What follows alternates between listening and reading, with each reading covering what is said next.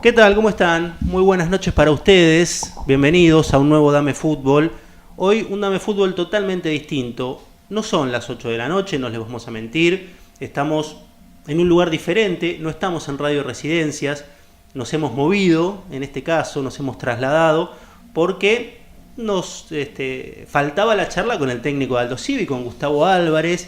Y por suerte vamos a tener la oportunidad de conocerlo como técnico, como persona, lo que hace en Mar del Plata, cómo está en Aldo Civi. Por supuesto que para los hinchas de Aldo Civi hablaremos de cómo está el equipo. Después, sobre todo, de la muy buena victoria frente al Boys el pasado fin de semana. Tendremos una linda charla por delante. Estamos en el predio de Aldo Civi, un predio magnífico que ha crecido mucho. Hacía mucho que no venía al predio. La verdad que está bárbaro. De eso también le vamos a preguntar a Gustavo, porque debe ser un club con instalaciones de primera división, no tengo dudas. Y bueno, me parece que ya no tenemos que perder demasiado tiempo y vamos a comenzar a charlar con él. Primero lo presento, lo saludo a Pablo Colombet. Pablo, un Dame Fútbol distinto, ¿cómo va? ¿Qué tal, Leo? ¿Cómo va? Muy bien, todo tranquilo. Vamos a conocer a un personaje nuevo, como lo hicimos con Quirós, como lo hicimos con Franco, como lo hicimos con Walter Perazo. Cada uno de los técnicos de Aldo Civi que fue pasando por aquí ha estado en estos micrófonos, por suerte, y ya lo saludamos a Gustavo. Bueno, Gustavo, gracias. Nosotros siempre decimos gracias por venir y en este caso gracias por recibirnos, porque estamos, digamos, en tu casa, porque esta ya es tu casa. ¿Cómo estás? Hola, ¿qué tal? Bien, bienvenidos. Es un gusto estar compartiendo este momento con ustedes. Muy bien, muchas gracias. Recién algo decíamos y hablábamos fuera de micrófono, ¿no? Qué bueno que te tocó Mar del Plata, por un montón de cuestiones, hasta que tienen que ver con lo familiar, con lo personal. Debes estar cómodo en la ciudad, más allá de los resultados y de lo futbolístico. Sí, primero es una muy buena ciudad para vivir. Segundo, futbolísticamente es una plaza importante en el país. Y tercero, estoy en un club de primera división, con el objetivo de recuperar ese lugar rápidamente. Así que muy cómodo. Gustavo, vamos a conocerte un poco antes de hablar de Aldo Civi, antes de hablar de lo que por ahí el hincha más quiere saber, ¿no? De tu pensamiento, de tus ilusiones, que son, me imagino, las de ascender, pero eso te lo preguntaremos un ratito más adelante. Contanos cómo estás en Mar del Plata. ¿Estás solo? ¿Estás con la familia? ¿Cómo está integrada tu familia? Bueno, mayor parte del tiempo estoy solo.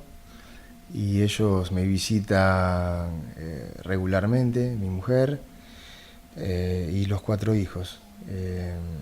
Los chiquitos viajan con mi mujer y mi hija más grande normalmente viaja sola en micro.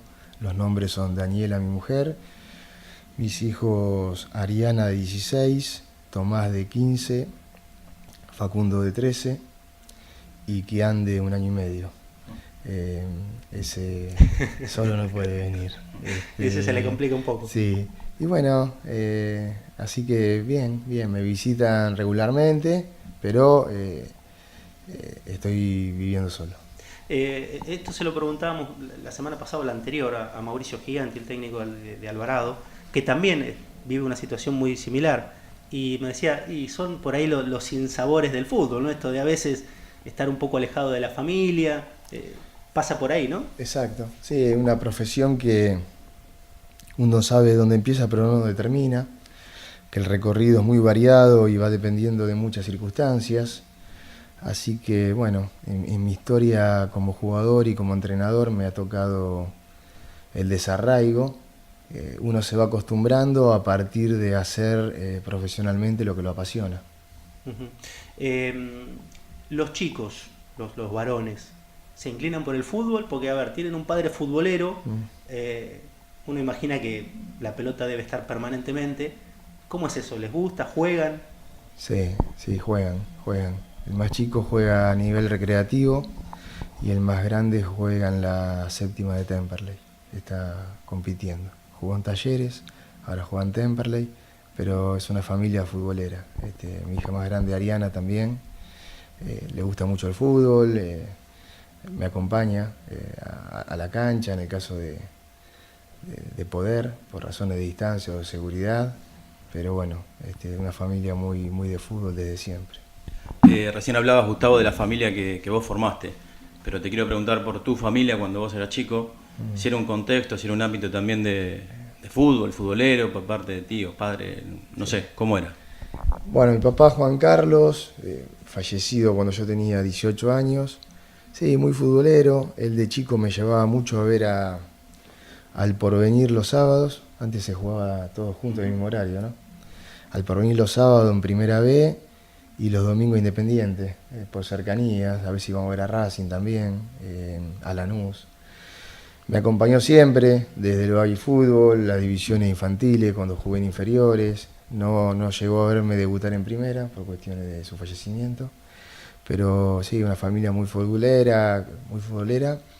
Si no estaba la tele prendida porque no se televisaban todos los partidos, era un seguimiento permanente por radio y bueno, ahí nació la pasión por esto. Jugaste en el fútbol del ascenso, en un fútbol del ascenso diferente a este tiene muchas más repercusiones, el jugador del ascenso tiene otras facilidades si se quiere, que el de aquella época no tenía.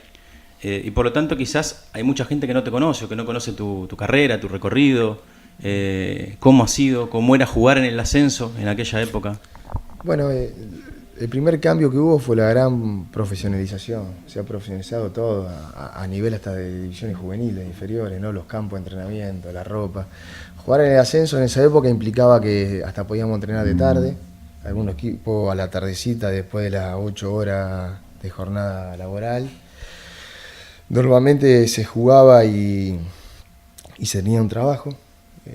Podía ser el principal ingreso al fútbol o al revés. Bueno, mi historia comienza en las divisiones inferiores infantiles del Porvenir, después división inferior de Racing y Lanús, y en primera planteles profesionales Arsenal de época, como dijimos, un ascenso totalmente distinto, ¿no? Mucho más amateur en muchos aspectos que el actual. ¿Cómo era ese día, el día a día, digamos, en tu caso futbolista del ascenso, compartiendo con el trabajo, con la jornada de trabajo, y si querías estudiar, digamos que se complicaba todavía más, ¿no?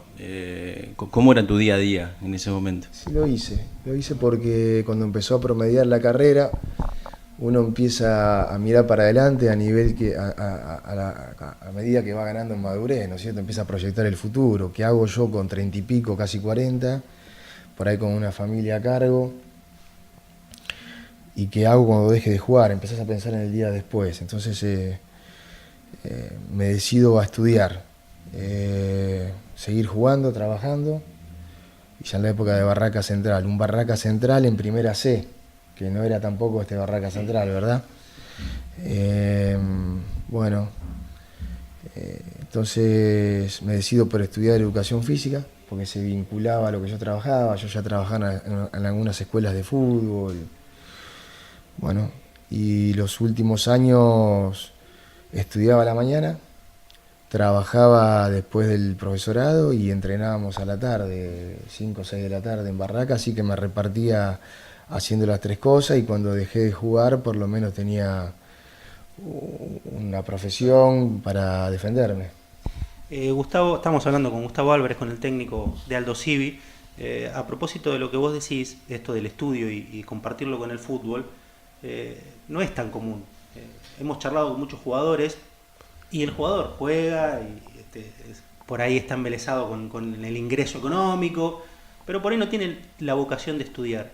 ¿En esa época era distinto o lo ves ahora que alguno de los jugadores de tu plantel actual o de otros planteles tienen alguna vocación por el estudio? Porque lo que hiciste vos por ahí no es tan común. Era parecido, tampoco era lo opuesto, ¿viste? La mayoría, inclusive a mí me pasa, yo cuando termino la secundaria, terminé la última materia de dar y con la decisión de no estudiar. Viví una realidad adolescente, ¿verdad? Que te llevas el mundo por delante, crees que vas a resolver todo. Y fueron prácticamente 8 años jugando en el ascenso que decidí no estudiar. Y por ahí era el momento donde sobraba más tiempo y uno tiene más energías. Bueno, y en esa segunda etapa, después cuando empiezo a pensar en el futuro, me decido a estudiar. Yo digo que, bueno, voy a decir algo muy normal, que no solamente mejora el futuro del jugador, a nivel que cuando deje de jugar va a tener un estudio que le permita desarrollar una profesión, un oficio, sino que lo mejora en el día a día en la toma de decisiones, a nivel intelectual, lucidez, iniciativa. Entonces uno lo que aconseja, sobre todo cuando trabajé en juveniles, es estudiar, sino la lectura, pero bueno, no ha cambiado mucho con respecto a esa época, pero creo que sí, que ha empeorado. Pablo recién te preguntaba por esa carrera en el ascenso, un repaso de los clubes que hiciste y demás. Yo te pregunto cómo era Gustavo Álvarez como jugador, qué características tenía. Yo era un jugador físicamente apto, con una gran entrega y técnicamente correcto. Yo era de recuperar, dárselo a un compañero y atacar oportunamente. Me desenvolví mayor parte de mi carrera como lateral izquierdo. Después ya de grande jugué algunos partidos como volante, pero siempre con características de entrega, orden y simpleza para dársela a los jugadores más ofensivos. Y en esa época de ascenso, incluso vos lo podés comparar mucho mejor porque sos técnico. ¿Los técnicos eran distintos a ahora? ¿Por ahí no eran tan minuciosos o en el mismo entrenamiento del día a día? ¿Qué te quedó del repaso que vos podés hacer mentalmente por los técnicos? Porque me imagino que era todo muy distinto. Todo muy distinto. Década a década va cambiando muchísimo los métodos. Bueno, el acceso a partir de internet a tener conocimiento a nivel global da mucha ventaja. Cuando yo digo que el fútbol se profesionalizó, es todo el fútbol. El estado de los campos, la ropa, la nutrición, las vitaminas, el cambio de los métodos de entrenamiento. Cuando nosotros empezábamos, hasta en inferiores había delegados. Era socio del club o padre de algún jugador en forma voluntaria que lo hacían como delegados. El curso de técnico era para unos pocos que tenían que ser jugadores y con una determinada acreditación de años, entonces cualquiera no podía ser técnico. Entonces era más esfuerzo y voluntad también en ese aspecto de los delegados, que algunos trabajaban solos y otros con algún profesor, no todos tenían profesor. Y bueno, y ahí está también la formación de jugadores, que hoy en inferiores los jugadores llegan con muchos conocimientos técnicos, tácticos, a la hora de debutar en primera, que en esa época era todo mucho más amateur y el jugador llegaba más por virtudes propias que por formación.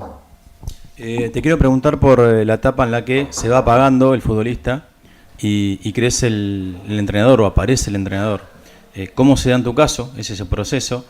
Si ya dentro de la cancha, jugando de lateral en principio, después en la mitad, ¿veías esa faceta, veías esa idea tuya? ¿O si se da de golpe, de repente, como en algunos casos?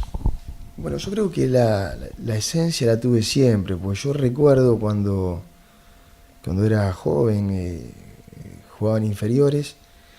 Por ejemplo, el Mundial de Italia 90, hay un canal, creo que era Canal 2, que semanalmente transmitía un partido de eliminatoria, obviamente no en directo. Qué sé yo, por ahí te transmitían Bulgaria-Rumania. ¿Viste? Que en esa época no era habitual. No era Digo, habitual, para los que están escuchando ahora y son más jóvenes. era toda una novedad. Hoy, claro, hoy te transmiten en vivo y toda la fecha. Entonces yo tenía un cuaderno y me anotaba cómo se paraban los equipos, no la formación. Si jugaban con dos delanteros, le ponía el nombre, si era derecho, zurdo. De lo que se veía en la tele. Pues se veía en la tele, como una base de datos, que sería el borrador de cómo analizo los videos hoy, ¿verdad? Y me interesaba eso, si eran derechos, zurdos, si jugaban con dos, con tres delanteros, por qué jugaban con dos, por qué jugaban con tres. Y yo trataba de trasladarlo en comparación al equipo que yo jugaba, la quinta, la cuarta de mi división. Después cuando termino de jugar, que hago el profesorado, mis primeros trabajos en fútbol fueron como profesor. Yo trabajé como preparador físico bastante, pero no notaba que me apasionaba como el anterior. Y bueno, después me decidí a hacer el curso de técnico, trabajé como ayudante de campo, Después me decidí a ser cabeza de cuerpo técnico. Hablé con la gente con la cual trabajé muchos años y lo entendieron. Y por algún lado tenía que empezar. Y sabía que difícilmente me llame de un plantel profesional, tenía que recorrer un camino. Y me fui a dirigir la séptima de Gimnasia. Me ofrecieron dirigir inferiores, acepté. Yo tenía que empezar a recorrer un camino. Dirigí inferiores, después bueno, fui a Temperley a coordinarlas y a dirigir la reserva. Y después ya este camino que es conocido por todos. ¿Pensaste, imaginaste en alguna oportunidad este presente como técnico de planteles profesionales? Lo de Temperley en primera división, lo de Aldo Civi, que circunstancialmente da la sensación está en la B Nacional, pero tiene estructura como para estar en primera. En aquellos momentos, cuando arrancaste como profe, cuando te insertaste como técnico y te diste cuenta que eso te gustaba más, ¿soñabas, imaginabas a nivel profesional estar al frente de un plantel? No concretamente. Yo la visión que tenía claro era el progreso. Yo el tercer año en Gimnasia hablo con el coordinador, que era Javi Fernández, que hoy es el ayudante nuestro acá, a decirle que era el último contrato que firmaba porque consideraba que ya era una etapa de 3 años dirigiendo séptima, sexta y buscaba algo más. Ese algo más concretamente no sabía lo que era, sino que iba a buscar el progreso. Cuando se da lo de Temperley, exactamente lo mismo. Yo empiezo por inferiores, dirijo la reserva y no tenía como meta dirigir la primera de Temperley, sino que cuando se cumpla el contrato, ver si renuevo o no en el mismo cargo o si buscaba el progreso. Y esa búsqueda del progreso es por algo que uno siente más que lo que uno necesita económica o profesionalmente. Entonces cuando yo sentía que para mí empezaba a ser una meseta, buscaría algo más. Como se dio todo muy rápido, no hubo tiempo de llegar a ese momento. Y yo Temperley lo dirijo en 2 etapas. En la primera vuelvo a inferiores, porque el proyecto llevaba solamente 7 meses, estaba muy verde. Yo había involucrado más de 30 personas, algunas llevé yo, otras estaban en el club, y me parecía que por un crecimiento económico y profesional individual estaba perdiendo de vista el proyecto que había movilizado todo un club, y me pareció que era muy egoísta. Entonces consideré que no era el momento del progreso, por más que el progreso estaba al alcance. Bueno, después cuando vuelvo a inferiores, arranca el campeonato de primera, a media rueda el club me convoca otra vez, habíamos tomado algunas medidas aceleradas para que el proyecto se fortalezca y ante una eventual salida mía de ese lugar a primera quede todo bien estructurado y fue como sucedió. Así que lo que sí tuve claro que una vez que uno busca el progreso, no hay vuelta atrás. Cuando yo decidí no soy más profe, no soy más profe. Me ofrezcan lo que me ofrezcan, porque es una cuestión de lo que uno siente más lo que lo necesita. Cuando decidí no ser más ayudante de campo, a ser técnico, prefiero ser técnico de una séptima y no ayudante de campo donde estaba. Y cuando hablé con la gente de Temperley en la segunda etapa, le aclaro que no hay vuelta atrás. Ya había vuelto una vez a inferiores, voy a dirigir primera y me quedo con primera, pase lo que pase y trabaje donde trabaje. Así que así fue la historia. Me quedaba pensando en eso último que decías, muy interesante, de los interinatos, en qué momento y qué decisión tomar. Que hay ejemplos varios en el fútbol argentino de técnicos que estaban consolidados en fútbol amateur, en lo formativo, que tuvieron su interinato, que fue bien, un par de partidos, que se apostó por ellos y que a veces esa apuesta duraba unas fechas y como que no había esa vuelta atrás. Sí. No sé, se me ocurre lo de Fabián Alegre, por ejemplo, en Tigre, Bacedas en Vélez, lo de Apuzzo, que fue muy exitoso con un plantel profesional, pero después cuando se terminó eso no hubo vuelta atrás y a veces también puede costar hasta reinsertarte en otro lado. En tu caso se dio porque fue muy, muy exitoso lo de Temperley, la permanencia, y apareció esta posibilidad del Civi, pero también está esa incertidumbre, ¿no? Sí, es con lo que uno convive en el fútbol profesional, ¿no? La inestabilidad y en el comienzo la incertidumbre de cuál va a ser tu destino. Pero bueno, ahí mi respuesta es hacer lo que uno siente. Y la palabra interino a mí me cuesta, porque como yo le decía a los jugadores en el día a día, yo me siento técnico, no interino.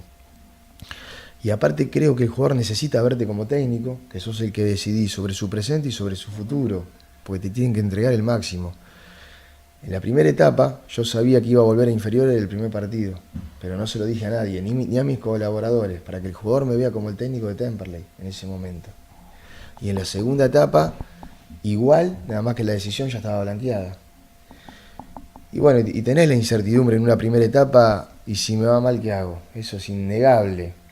Pero tenés dos posibilidades, como filosofía de vida, o te la jugás o no te la jugás, pero si te la jugás, tiene que ser a partir de lo que uno siente y de las convicciones, y no por lo que te dicen o por lo que se presenta en contexto.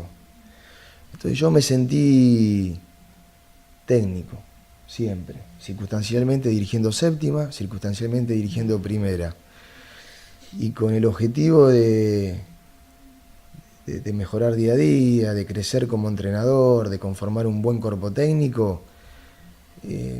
Cuando me toca dirigir primera, yo me siento bien, entonces elijo eso como destino, y como los pasos anteriores, no hay vuelta atrás, asumiendo los riesgos de la decisión. Gustavo, ya te vamos a preguntar por Aldo Civi. Obviamente el hincha de Aldo Civi prefiere escuchar por ahí eso que esto, pero a nosotros nos gusta conocer el personaje. Y sí, me queda esta pregunta de, fuiste profe, estuviste en muchos equipos de juveniles, de chicos, estuviste en primera división, es decir, pasaste por todas las etapas, todos los procesos. Se habla mucho de que hay jugadores que llegan a primera división con carencias, no sé, que no se saben perfilar, bueno, un montón de situaciones que las debes haber escuchado. Vos que estuviste en todas las etapas, ¿cómo crees que finalmente llega el jugador a primera división? ¿Es realmente cierto esto de que por ahí llega no le sabe pegar con la izquierda, si es derecho, ¿pasan esas cosas todavía? Y depende del club. Yo creo que hay clubes que trabajan muy bien y los jugadores llegan formados, a partir de tener un método, de darle al resultado el lugar que se merece, que es importante, pero no que sea lo primordial, sino que el resultado tiene que ir acompañado del crecimiento individual y colectivo de las divisiones. Y en esa profesionalización que yo digo del fútbol, hay clubes que trabajan muy bien, entonces no hay una respuesta abarcativa a todos, sino que depende, repito, de que en qué club esté y en qué división llegó a inferiores. Hay de repente chicos que te llegan en quinta o en cuarta y por virtudes físico-técnicas juegan en primera, y esos detalles hay que pulirlo en fútbol profesional. Hay menos tiempo, pero hay que hacerlo, no se pueden dejar esas asperezas. En cambio otros que ya están en equipos importantes desde infantiles y llegan muy formados y quizás juegan un poco en primera y después dan el salto al exterior. Uh-huh. Gustavo, ya para meternos en Aldo Civi, te pregunto primero por tu formación intelectual como técnico. ¿A qué me refiero? Nosotros vemos a Aldo Civi jugar con 3 delanteros, evidentemente te gusta el fútbol ofensivo. ¿Cómo fuiste llegando a ese criterio futbolístico? Esto de, no sé, ir a ver de chiquito a Independiente y Racing, esto del ascenso, ¿cómo fuiste formando tu estilo como técnico? Bueno, la primera decisión es ser protagonista, ¿no? Y que el futuro dependa de las decisiones que uno toma y no especular con lo que suceda al entorno o al rival. Y si uno revisa la esencia del fútbol, vayamos a los potreros o al origen nuestro en los clubes de baby fútbol. Vamos al potrero, a la calle. ¿Cómo se jugaba? Para tener la pelota, para atacar, para hacer goles, y ni bien sacaba del medio la queríamos recuperar para volver a jugar y atacar. Esa es la esencia del juego. Por ahí jugábamos contra los de la otra cuadra que era más grande y salía de adentro la rebeldía de ganarle a los más grandes, o jugábamos con los del otro barrio que eran los poderosos, viste, de la clase media alta, y le queríamos ganar a los poderosos. Y vos, si eso lo trasladás al fútbol de actual, es así. Los poderosos son los equipos grandes, los más grandes en edad son los jugadores experimentados, seguimos jugando igual cantidad a un lado que del otro, en este caso 11.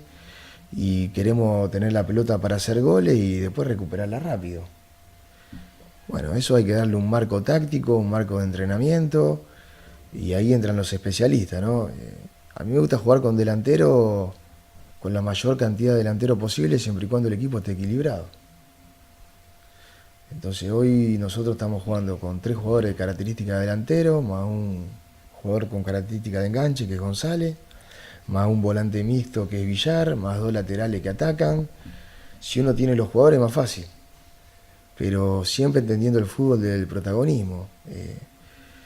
Y los objetivos se consiguen ganando partidos, y los partidos se ganan atacando. Yo veo muy difícil especular, esperar el rol del rival, a ver si puedo ganar 1-0. Lo respeto, porque me muestran estadísticas y debe haber muchísimos partidos que fueron así. Pero por eso es una filosofía de vida, que lo que me va a pasar en el futuro depende de lo que yo hago. Entonces tomo la iniciativa contra quien sea. Sí, bueno, nosotros hace poco jugamos con Boca. Sé que es Boca, sé que juega Tevez, sé que juega Pavón. Cuando ellos tienen la pelota, sí, pero cuando la tenemos nosotros, por más que sea Tevez y Pavón, que corran para quitármela. Y volvemos al barrio.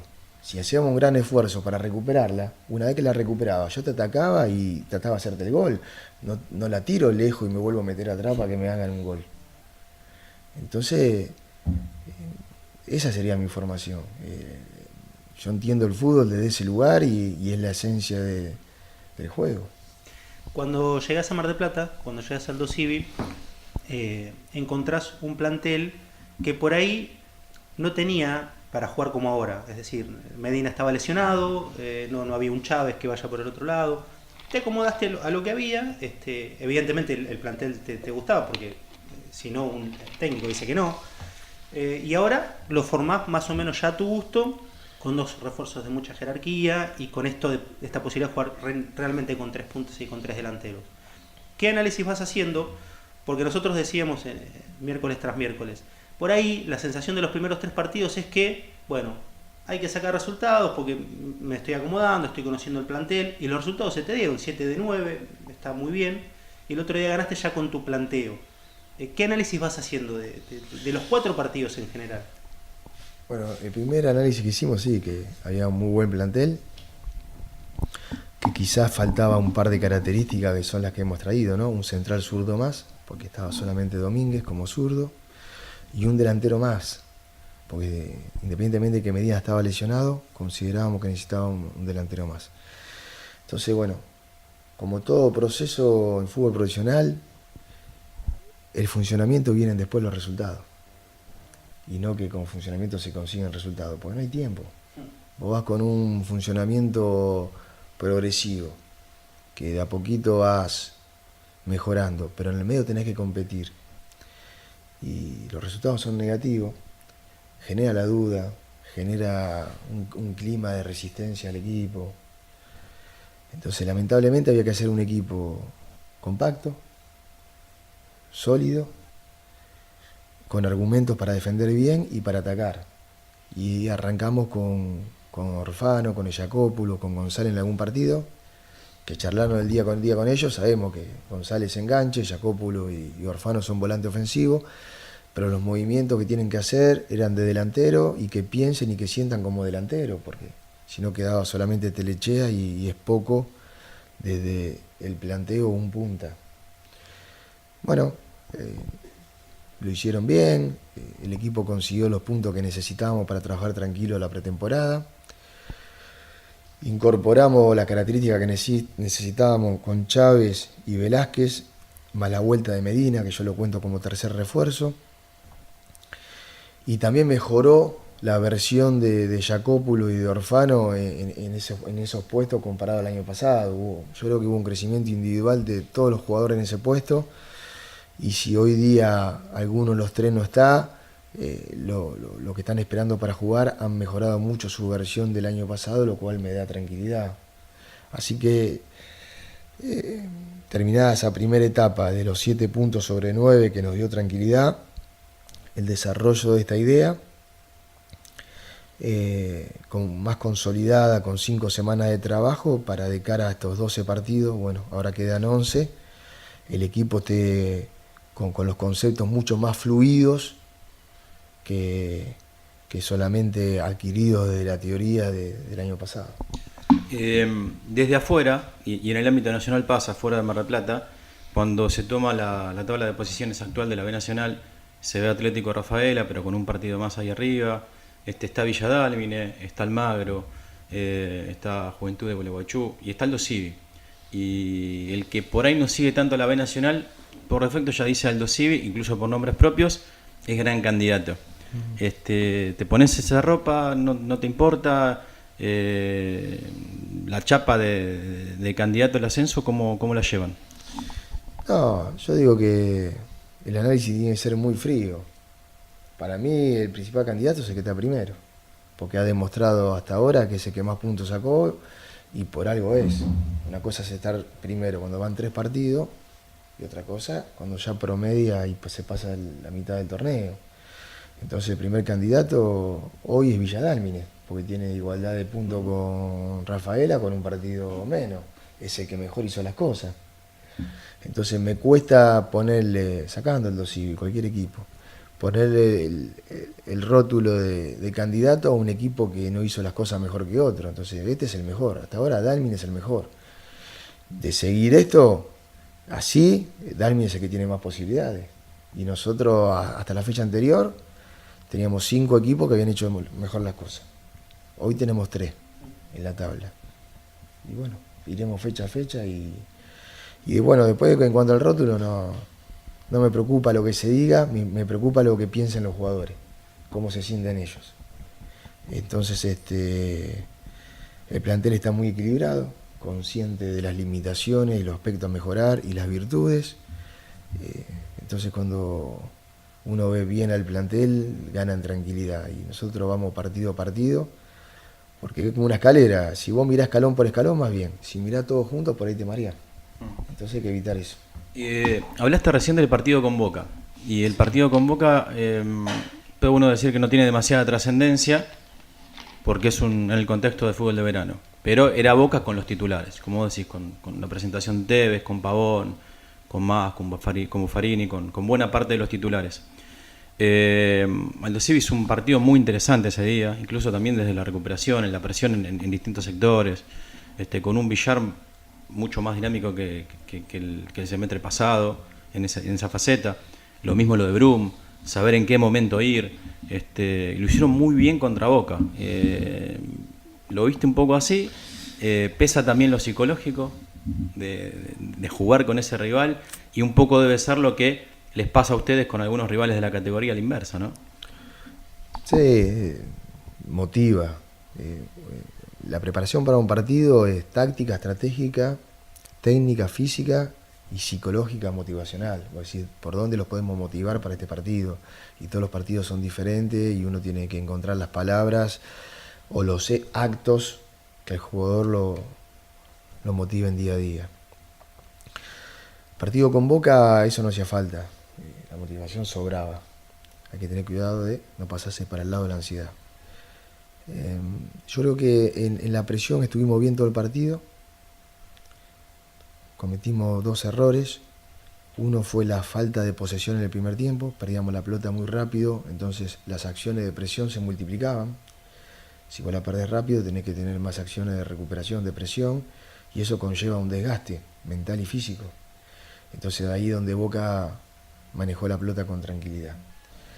Y el segundo aspecto tiene que ver con las situaciones que creaba Boca, que paradójicamente no eran producto del volumen de juego, sino porque nosotros quedábamos desequilibrados las pocas veces que atacábamos. Cuando lográbamos recuperar la pelota y atacábamos, quedábamos desequilibrados en defensa. Y eso yo lo llamo que se necesita un ataque equilibrado. ¿Qué es un ataque equilibrado? Ataque masivo, con la mayor cantidad de jugadores posibles, pero que por cada rival quede uno con posibilidades de anticipo, uno para cada uno, más uno que sobra.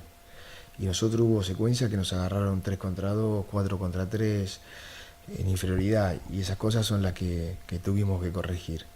Pero en líneas generales Fue un muy buen partido. Tiene que ver que el segundo tiempo fue muy bueno. El segundo tiempo solamente una vez quedamos descompensados. Recuperamos y manejamos la pelota mucho mejor. Llegaron los goles. Tuvimos una chance después con Chávez para el tercero. Sí. Y los muchachos lo terminan coronando con los penales. En líneas generales fue un buen partido, pero considerado solamente un partido de preparación, igual que el de Olimpo, con el de Unión y el de Santa Marina, nada más que ese es con más repercusión por el tema de la televisión y el rival y nada más, lo consideramos como un partido de preparación. Los equipos que buscan, que son ofensivos, que tienen tenencia, que los laterales pasan, en el caso de River con Poncio, en el caso de Boca muy mejorado cuando juega Wilmer Barrios, en el caso de Lanús con Marcone, y en el caso de ustedes, para que tanto jueguen, con responsabilidad por supuesto de retorno en el caso de Chávez y de Medina, tiene que haber un Brun en la faceta que tiene hoy por hoy. ¿Qué importancia le das a esa situación? Y uno piensa también en que no hay demasiado reemplazo para él de esa característica. Digamos, hay otros jugadores, pero de otra característica. Somoza, Iván Pérez, pero tienen otra característica distinta. ¿Lo ves un poco así? ¿Le das una importancia extrema a esa situación para que el resto pueda también desarrollar lo suyo? Sí, es un andamiaje donde las piezas se engranan y el funcionamiento de el buen funcionamiento de una hace que el resto también funcione bien. Lo de Brun le da mucho equilibrio al equipo y protección a la última línea. Tengo la tranquilidad que Somoza está también en un muy buen nivel y lo puede hacer, lo ha mostrado en el amistoso con Unión, lo muestra día a día. Y ese esfuerzo de Brun, físico, táctico, mental para tomar decisiones, es importante en ese sector de la cancha, pero también no hay que perder de vista el esfuerzo que hacen Medina y Chava en el retroceso por ser delanteros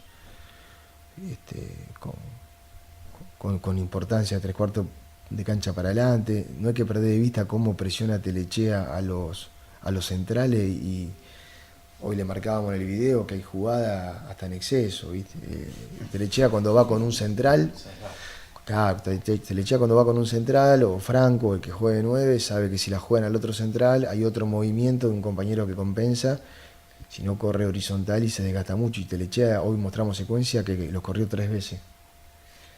Fue a un central, volvió y se le tiraba a los pies y volvía. Entonces eso no solamente nos permite recuperar alto, nos permite que los delanteros sean los primeros defensores, sino que contagie el resto. Si Telechea, Chávez y Medina trabajan así, Orfano, Jacopolo, Franco, cuando les toca, los de atrás tienen que acompañar ese esfuerzo, entonces el equipo se hace mucho más sólido, mucho más duro, y entonces destaco lo de Brun, destaco lo de Somoza, lo de Sherry, como cuando le tocó entrar el otro día. Entonces yo tengo la tranquilidad de que no tengo un buen equipo, tengo un muy buen plantel y los objetivos se consiguen con planteles.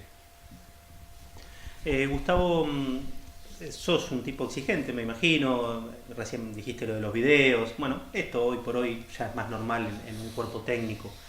Dentro de esa exigencia que vos tenés y dentro de esa autocrítica que vos tenés, si yo te pregunto del partido con All Boys, que por ahí es más tu equipo al de fin de año, donde dijimos recién, acomodaste un poco las cosas para sacar más resultados que otra cosa, hacer una buena base. ¿Qué punto de ese partido pensás que habría que mejorar? Pensando a futuro, por supuesto, no solamente en el próximo encuentro rival, sino en el resto del campeonato, incluso para seguir conociéndote como técnico. ¿Qué falencias le viste a ese partido? Más allá de los méritos que fue, obviamente, haber ganado, haber ido a buscar el partido y demás. Bueno, 2.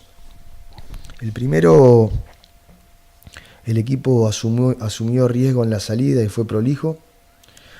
Puso de frente a los volantes con pelota dominada o a los delanteros, cruzando mitad de cancha, y nos faltó precisión para hilvanar jugadas claras en 3/4 de cancha para tener más situaciones de gol. De hecho, con un pase preciso de Medina a Telechea se abre el partido. Donde nosotros acertamos en ese sector del campo, los delanteros son muy peligrosos y acertamos poco. Tenía que ver con el primer partido, el ritmo, la cancha, el rival que te presiona, pero es un aspecto a mejorar. Que la fluidez en la salida y en el medio tenga más precisión en 3/4 de cancha. Y el segundo aspecto es cómo terminamos defendiendo el partido, que fue 15-20 metros más atrás de lo previsto. Y eso tiene que ver con que el rival te puede atacar, te puede hacer retroceder, pero a partir de recuperar uno tiene que tener respuesta. Si seríamos un equipo contragolpeador, salida larga para los dos puntas, por ejemplo en un 4-4-2, y a partir de ahí achicamos. Si somos un equipo de posesión y de posición, ¿sí? Posesión de suma de pase y de posición que vamos avanzando todos juntos, salir prolijo, moverle la pelota y en los dos casos, a partir de recuperar la pelota, tener una respuesta al ataque rival con otro ataque, o directo o con juego. Al no tener esa respuesta, sumábamos acciones de defensa, y cada una un poquito más atrás, hasta que terminamos defendiendo dentro de nuestro campo, a borde de nuestra área grande. ¿Por qué pasó eso? Yo creo que lo primero, lo de la precisión en 3/4 de cancha, tiene que ver mucho quizá con el primer partido, la cancha chica, puede ser. Y lo segundo, porque los 3 cambios que hicimos fueron obligados por lesiones. Entonces yo digo, bueno, necesitamos tener la pelota, tengo que hacer un cambio de una característica para tener la pelota. No tuvimos esa posibilidad. Tenemos los puntas desgastados, vamos a poner un punta fresco para que la aguante, para que meta diagonales, pues los centrales de ellos también están cansados. Tampoco lo pudimos hacer. Vamos a cambiar el sistema. Y ahí sí, por ahí sí. Yo me autocritico que por ahí yo podía haber hecho alguna modificación en el sistema, como para en lugar de que quede Fernando solo de punta, quizás alguno más, para en lugar de aguantarla entre uno, aguantarla entre dos. Y entre los dos hasta pueden generar un contraataque sin necesidad de los apoyos de atrás que sí pueden venir. Entonces, todos los partidos a nosotros nos dan movimientos novedosos. O sea, nosotros repasamos y decimos, mirá, en tal jugada o en tal situación o en tal segmento del partido, nosotros moviendo este jugador acá y este jugador acá desde lo táctico podremos resolver tal problema. Vinimos hoy, se lo mostramos a los jugadores en el video, y a partir de mañana jueves lo entrenamos. Entonces, yo digo que los buenos resultados te dan tranquilidad, pero el eje del crecimiento de un equipo es la crítica permanente de qué tenemos que mejorar, cómo resolvemos esta situación si se vuelve a plantear en un partido, y ahí vas creciendo. Ya estamos llegando al final de la charla, nos quedan unos minutitos. Le recordamos a la gente, estamos en el predio de Aldo Civi charlando con Gustavo Álvarez, nos recibió aquí, estamos teniendo una linda charla futbolera. Y también en este tramo final te quiero preguntar por la categoría, por la B Nacional, porque vos jugás con 3 delanteros, es un equipo ofensivo. ¿Cómo ves la categoría en ese sentido? Porque en Primera División realmente son varios los equipos que lo intentan al menos. Está claro lo de Boca, el Lanús que llegó a tanto, juega con 3 delanteros. Hay más equipos que en los últimos 5 o 10 años se animaron a jugar con 3 puntas. Por ahí por la carencia de un enganche, no lo sé. Pero en la B Nacional, ¿son muchos, vos ves que son muchos los equipos que buscan realmente ser protagonistas? ¿O son más los equipos que, bueno, especulamos un poco?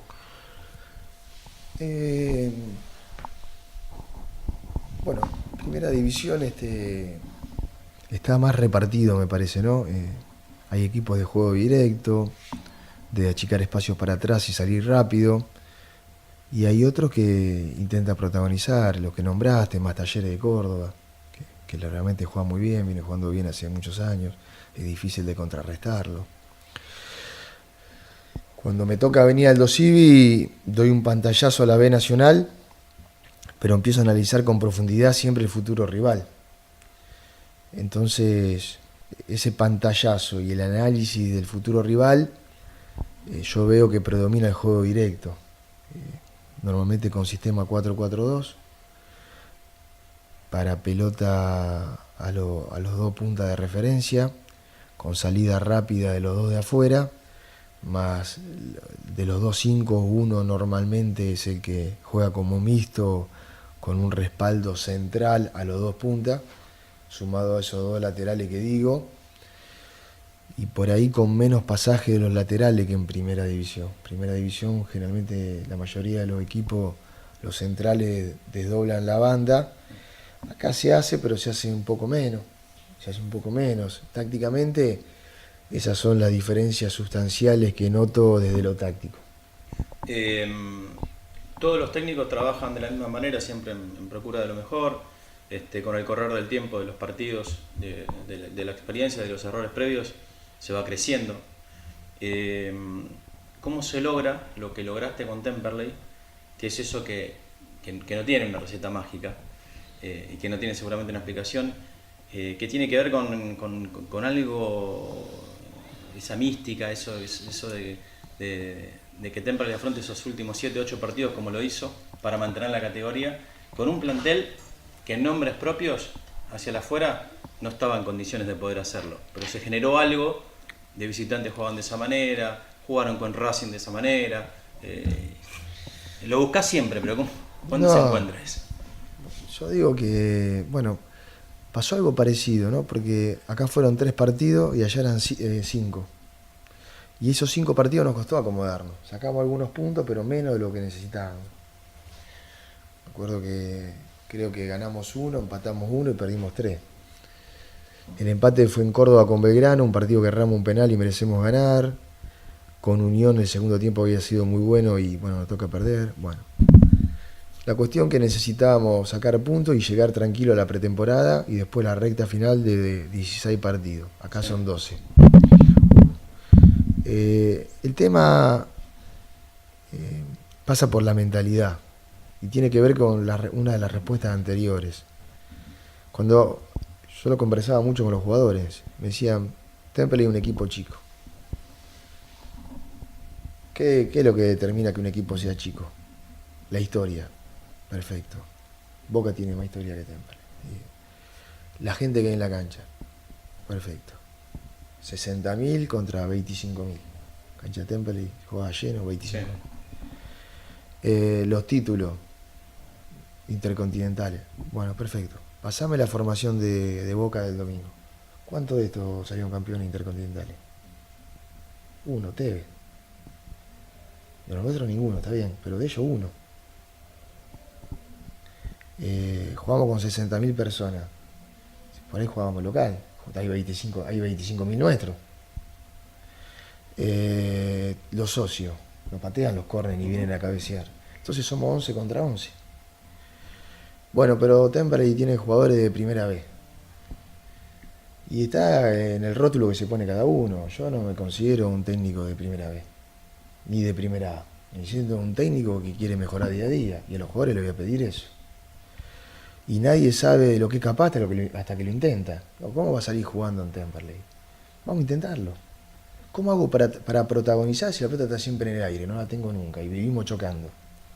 Entonces, vamos a agarrar la pelota, vamos a jugar en 1 o 2 toques, que es mucho más fácil que gambetear. A partir de ahí, tener la valentía de controlar e intentar un pase y el resto la valentía de moverse y seguir opción. Si todos intentamos dar un pase y todos intentamos movernos para ayudar al compañero y que dé un pase fácil, la suma de pases fáciles no va a ser jugar bien. Y si nosotros sumamos pases, quiere decir que el rival se está desgastando físicamente para recuperar. Y si se desgasta físicamente para recuperar, va a estar cansado cuando tengan la pelota y nos van a atacar menos. Nosotros habíamos planteado partido que la posesión era para atacarlo, pero sobre todo para quitarle posibilidad al equipo de ataque, qué sé yo. En el momento nosotros jugamos, ustedes nombraron el partido con Racing y ellos jugaban con Bou y Lautaro Martínez arriba. Venían de 5 partidos ganados y no sé cuántos goles cada uno. Perfecto. Contemos en 90 minutos cuántas veces atacaron. 20. Perfecto. Si nosotros manejamos la pelota van a atacar 10. Si de las 10 los tomamos de tal y de tal forma, en lugar de patear 10 al arco van a patear 5. Si el arquero nuestro más o menos está bien y los tiros no son de muy cerca, por ahí corremos peligro en 2. Si la suerte no acompaña, por ahí no nos hacen goles. Y nosotros, producto de la posesión, le manejamos la pelota, se cansan, algún espacio encontramos y vamos para adelante. Cuando hay espacio, vamos para adelante, no posesión por posesión. Bueno, ese partido salió bien, pero hubo otros que salieron mal y estaba planteado de la misma forma. Claro. Entonces, ¿cómo se consigue? Con un cambio de mentalidad, de no creerse menos que nadie. Una cuestión, al ejemplo que yo te dije del potrero, no me creo menos que los que tienen más edad, ni de los que tienen más poder económico. Somos igualdad, 11 contra 11, y cada uno presenta sus argumentos. Ahora, si partimos de la iniciativa de que somos menos, que tenemos que especular y esperar el error del rival, tenemos que defender cerca de nuestro arco, porque tenemos jugadores de la B o porque somos un equipo chico, hay un grave error. Y de hecho, el tiempo me dio la razón, que no solamente que ese equipo consiguió el objetivo, sino que 6-7 jugadores se fueron a clubes mediano y grande. Mejoraron su situación profesional, su situación económica, pero porque jugaron de una determinada forma. Entonces, para lograr algo, primero hay que serlo. Para lograr estar en primera, primero tenés que ser y jugar como jugador y equipo de primera. No podés quedarte en primera si no jugás como equipo de primera. ¿Y cómo juega un equipo de primera? Protagonizando, manejando bien la pelota, siendo dinámico, atacando. Es un equipo de primera división. Muy difícil, a mi criterio, desde la especulación, desde reducir espacio para atrás. Yo creo que así se prolonga la agonía. Te hago la última de mi parte. ¿Qué pensabas del Aldo Civi antes de llegar? ¿Qué veías del Aldo Civi? Que fue un rival directo en eso de la competencia por la permanencia. Ustedes se terminan salvando en la cancha de Vélez. ¿Y qué conociste al Aldo Civi ahora, desde adentro? Bueno, a mí se me dio una particularidad ahí. Cuando nosotros jugamos con Aldo Civi en la cuarta fecha de esos 16 partidos, Aldo Civi venía de 7 partidos sin perder, incluido victoria en el verano con Boca y con River. Sí. Yo Aldo Civi lo tenía con un equipo que iba a pelear la clasificación de una copa. Lo veía compacto, presionaba muy bien. Los últimos 2 partidos que yo analizo es con Atlético Tucumán, que hay una presión de Galván muy buena que termina en un mano a mano con Luchetti. 3 puntas, Bandiera, Lugercio y Llama. Y me preocupaba mucho la subida de Quiles, de Canever. Eran 2 laterales, yo se lo digo a ellos, que siempre me gustaron mucho. Entonces no lo veía como un rival directo. Yo digo, ¿para qué estamos nosotros? Para mantener la categoría. ¿Para qué está Aldo Civi? Para entrar a una copa o seguir consolidándose en primera como Godoy Cruz, como Defensa y Justicia. Entonces, bueno, planteamos el partido como tal, asumiendo el protagonismo, pero tratando de evitar esa presión alta que proponía Darío Franco. Y fue un partido muy difícil. De entrada tiene un gol Bandiera en el segundo palo, un cabezazo, atrás de Escobar. Después nosotros lo abrimos con una pelota larga que decían le baja a Figueroa. Y después un trámite parejo, un partido muy intenso, muy duro. Ganó Temperley, pero no sentí que le haya ganado a un rival directo. Eran otros los equipos con los que yo creí que competíamos. Bueno, a partir de ahí nosotros tenemos una racha buena y Aldo Civi lo contrario. Pese a eso yo pensé que se recuperaba. Pese a que veía que el fixture en las últimas fechas era muy complicada con los equipos grandes, yo pensé que se recuperaba porque había seguido tan bueno lo anterior, justo a ese partido con Temperley, que no lo daba como un equipo con problemas de descenso. Bueno, después pasó lo que pasó. Si ustedes revisan declaraciones mías, Yo en San Juan, el día que desciende Sarmiento, bueno, ahí la prensa, le digo, hay que ser medido por los festejos, por dos motivos. Uno, porque todavía no se consiguió nada, quedaban 2 fechas. Y segundo, que hay que ser respetuoso a la gente de Sarmiento que acaba de descender y es un mal momento. No hay que dramatizar, pero hay que ser respetuoso. Y el día de Vélez, yo dije lo mismo. Hay que ser mesurado en el festejo. Ahí sí se había cumplido el objetivo, pero muy respetuoso del dolor de la gente de Aldo Civi. Hago referencia en ese momento a Walter Perazo. Fue el día siguiente al partido en mi casa. Vine un móvil de TIC y yo una de las primeras respuestas es esa, que había que ser respetuoso al dolor de la gente de Aldo Civi, y que uno no sabe la vuelta a la vida que me voy a encontrar acá. ¿Cómo lo veía el club de afuera? Bueno, yo había venido al predio hacía 1 año y medio, solamente tenía 2 canchas, me parecía bueno, pero no lo que es ahora. Sí, la referencia de un club ordenado, serio. Conclusión, un club con organización, infraestructura, plaza, público de primera A, que tiene que recuperar ese lugar que se merece por todas estas cosas y después ir por la estabilidad. Esa estabilidad que yo hago referencia cuando arranco la respuesta que otros clubes han conseguido, porque por todos esos motivos merece estar en primera división. Gustavo, se nos pasó la horita charlando, se terminó la conversación, la charla, nunca decimos nota porque son charlas de fútbol. Para terminar, siempre tratamos de salir un poco de esto de la pelota. ¿En tu casa mirás alguna serie, lees algún libro? Sí. ¿Qué serie? Serie poca. Viste que ahora las series están de moda, por eso te pregunto. Ah, sí, he visto Stranger Things, he visto Prison Break, Games of Thrones, Breaking Bad. Bueno, varias. Sí, no, bueno, pero y libros sí, me gusta mucho leer. Siempre ando con 1 o 2 libros en el bolso, en el momento libre que tengo acá o en... ¿Pero libros de fútbol o...? De las 2 cosas. Fútbol, diversos autores, entrenadores, autobiografías, muchos. El que se te ocurra lo leí. Técnicos de todo el mundo, siempre se sacan conclusiones. Y sí, libros también, me gusta leer de coaching, inteligencia emocional, algo de física cuántica. Estudio inglés.